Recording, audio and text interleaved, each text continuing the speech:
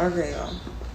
Many are the afflictions of the righteous, but the Lord delivers him out of them all. He keeps all his bones, not one of them is broken. Evil shall slay the wicked, and those who have the righteous shall be condemned. The Lord redeems the soul of his servants, and none of them who take refuge in him shall be condemned. Okay.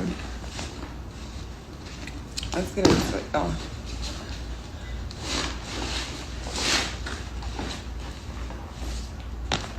I need this and this pen.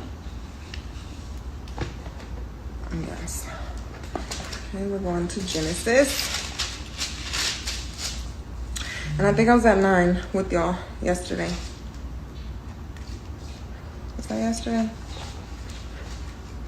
Did I see y'all yesterday? I didn't see y'all yesterday, the day before yesterday. So yes, which was the 11th. So it's gonna read 9 to 11, but I mean 8 to 11.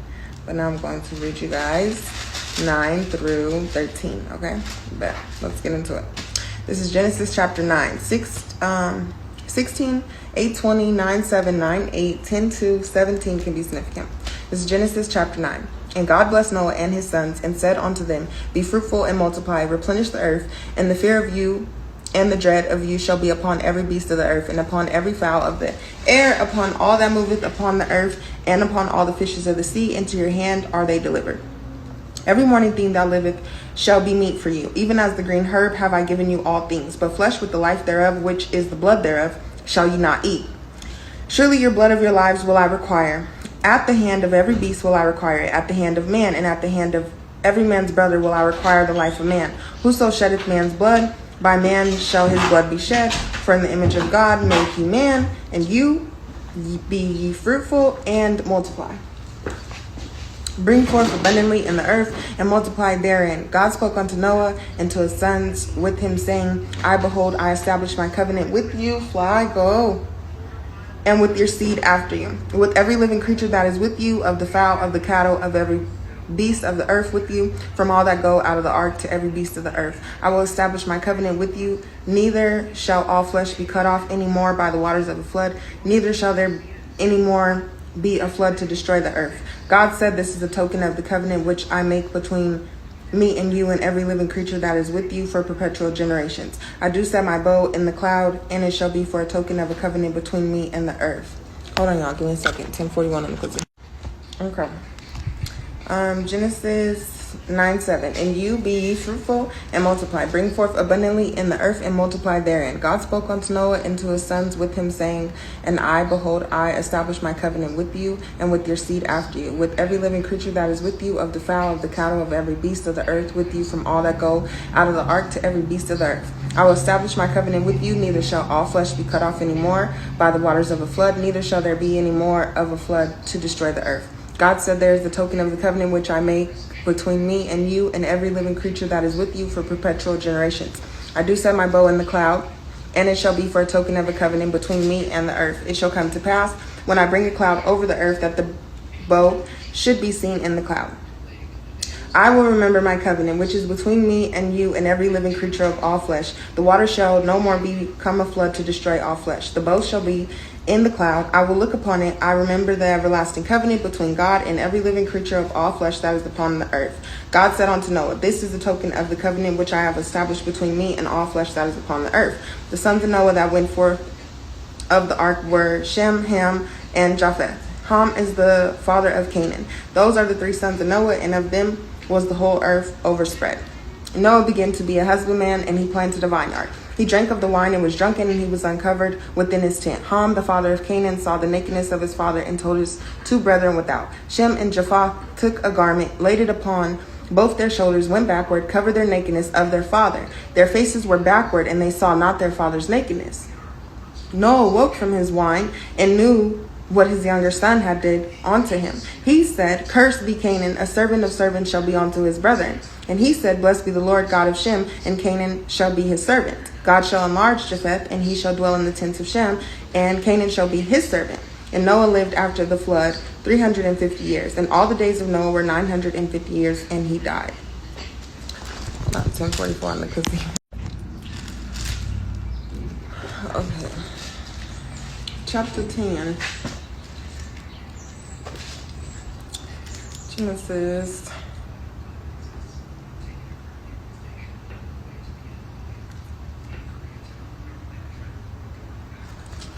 Okay. Now these are the generations of sons of Noah, Shem, Ham, and Japheth. Unto them were sons born after the flood, the sons of Japheth, Gomer. Okay, so then they go through their generations. Cush, Javan, Tarshish. Cush began Nimrod. He began to be a mighty one in the earth. He was a mighty hunter before the Lord. Wherefore it was said, even as the Nimrod, the mighty hunter before the Lord.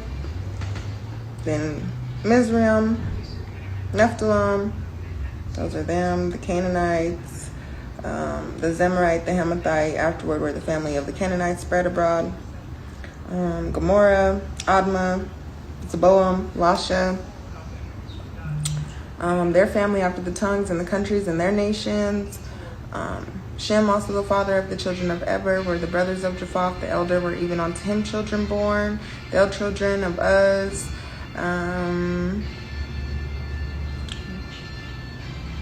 Okay, Safar, Mount on the east, Misha, these are the sons of Shem, their families, after the tongues, their lands, after their nations. Good morning, bro. Let me see. Okay.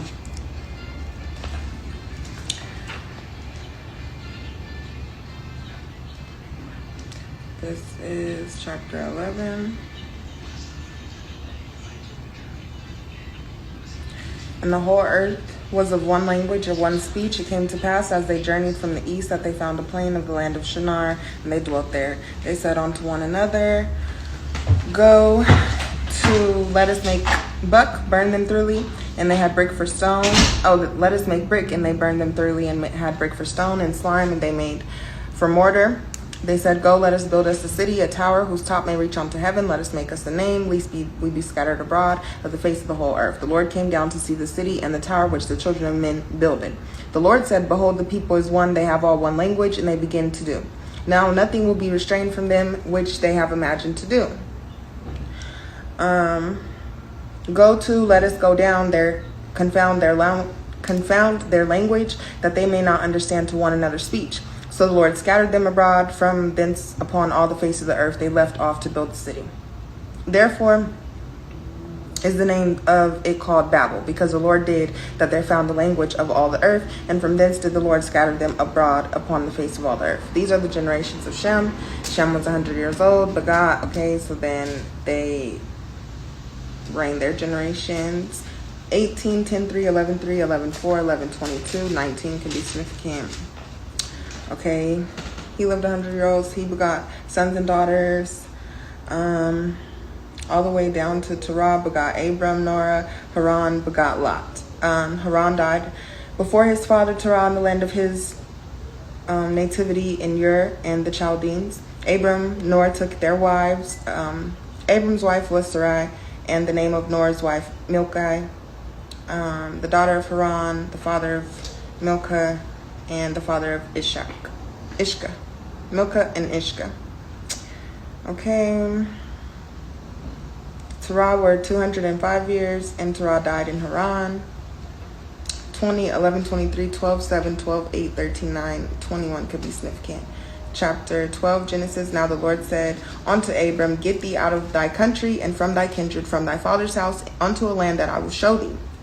I will make of thee a great nation. I will bless thee and make thy name great. Thou shalt be a blessing. I will bless them that bless thee, curse him that curseth thee, and in thee shall all the families of the earth be blessed. So Abram departed as the Lord had spoken unto him, and Lot went with him. Abram was 75 years old when he departed out of Haran. Abram took Sarai his wife, and Lot his brother's son, and all their he took the son and all of their substance that they had gathered, the souls that they had gotten in Haran, and they went forth to go into the land of Canaan. Into the land of Canaan they came. Abram passed through the land unto the place of Shechem, unto the plain of Moreh. The Canaanite was then in the land. The Lord appeared unto Abram and said, unto thy seed will I give this land. There builded he an altar unto the Lord who appeared unto him. The Lord appeared unto Abram. This is 12:7, y'all. And the Lord appeared unto Abram and said, unto thy seed will I give this land. There he builded an altar unto the Lord who appeared unto him. He removed from thence unto a mountain on the east of Bethel and pitched his tent, having Bethel on the west and high on the east. There he builded an altar unto the Lord, called upon the name of the Lord. Abram journeyed, going on still toward the south. There was a famine in the land. Abram went down into Egypt to sojourn there, for the famine was grievous in the land. It came to pass when he came near to enter into Egypt that he said unto Sarai his wife, behold, now that I know that thou art a fair woman to look upon, therefore it shall come to pass when the Egyptians shall see thee, that they shall say, this is his wife. They will kill me, but they will save thee alive. Say, I pray thee, that thou art my sister, that it may be well with me for thy sake, and my soul shall live because of thee. It came to pass that when Abram came into Egypt, the Egyptians beheld the woman, that she was very fair. The princess also of Pharaoh saw her, commended her before Pharaoh. The woman was taken into Pharaoh's house. He entered Abram well for his sake. He had sheep, oxen, he asses, men servants, maid servants, she asses, and camels. And the Lord plagued Pharaoh and his house with great plagues because of, it says Sarai, but y'all call her Sarah, okay? She didn't get the H yet. But anyways, Sarah, Abram's wife. Pharaoh called Abram and said, what is that thou hast done unto me? Why didst thou not tell me that she was thy wife? Why saidst thou that she is my sister? So I may have taken her to be my wife, okay, to me to wife. Now therefore, behold thy wife, take her and go thy way. Pharaoh commanded his men concerning him, and they sent him away, and his wife, and all that he had.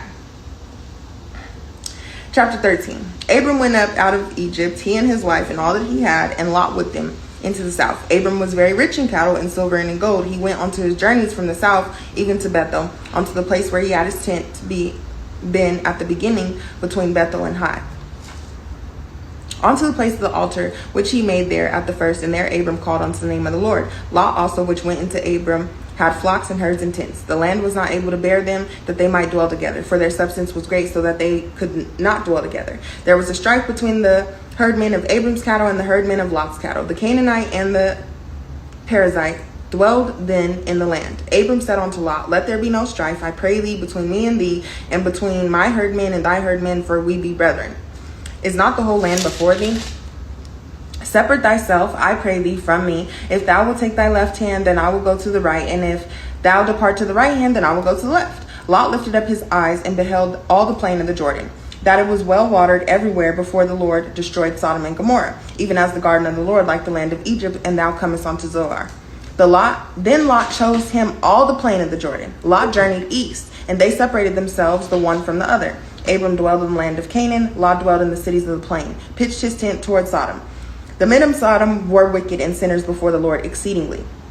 The Lord said unto Abram, after that Lot was separated from him, lift up now thine eyes, and look from the place where thou art northward, and southward, and eastward, and westward. For all the land which thou seest to thee will I give it, and to the seed forever. I will make thy seed as the dust of the earth, so if a man can number the dust of the earth, then shall thy seed shall also be numbered. Arise, walk through the land in the length of it, and breadth for it, for I will give it unto thee. Then Abram removed his tent, and came and dwelt on the place of the Mamre, which is Hebron, and built there an altar unto the Lord. Chapter 14. We will read tomorrow.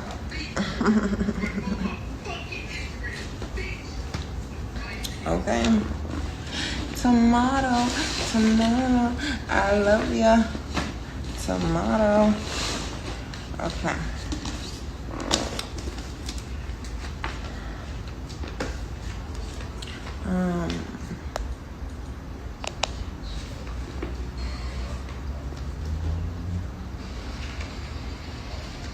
We actually need to read. What is that?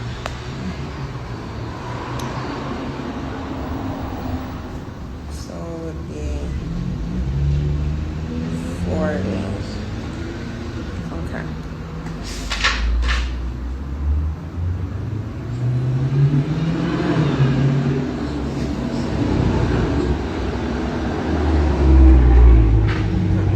I'm gonna read y'all 8 through 10.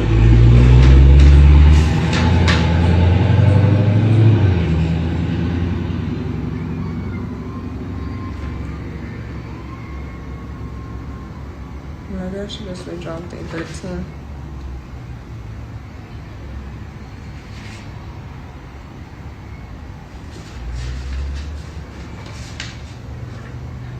I'm gonna read y'all these. Okay, day 9. Obstruction keeps the prophecy honest. Day 9. I am God, there is none like me, declaring the end from the beginning and from ancient times, the things that are not yet done, saying my counsel shall stand, and I will do all my pleasure. Calling a ravenous bird from the east, the man that executeth my counsel from a far country. Yeah, I have spoken it, I will also bring it to pass. I have purposed it, I will also do it. Isaiah 46, 9b through 11. I can remember as a very small child following close behind my mother, an educator in the public school system. She was often asked to speak at luncheons and banquets. We were traveling from one of these events when I said to my mother, today, I travel with you and listen while you speak. But the time will come when you travel with me and I will speak.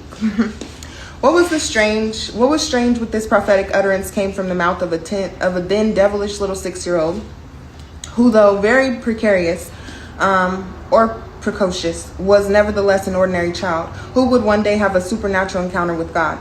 I don't know how, at that early age, I knew I had an appointment with destiny, but I somehow sensed that God had a purpose for my life. I earnestly believe that everyone is predestined to accomplish certain things for the Lord. Somewhere in the recess of your mind, there should be an inner knowing that directs you toward an expected end. For me, it is the awareness that enables me to push up out of the bed and keep fighting for survival. You must be the kind of tenacious person who can speak to the enemy and tell him, my life can't end without certain things coming to pass. It's not over until God says it's over. I don't think I really knew I would be a minister. I just felt that I would do something meaningful with my life. Twice in my childhood, I spoke prophetically about things that have since came to pass. I can't say that everything I encountered in life pushed me towards my destiny. On the contrary, there were sharp contradictions as I went through my tempestuous teens.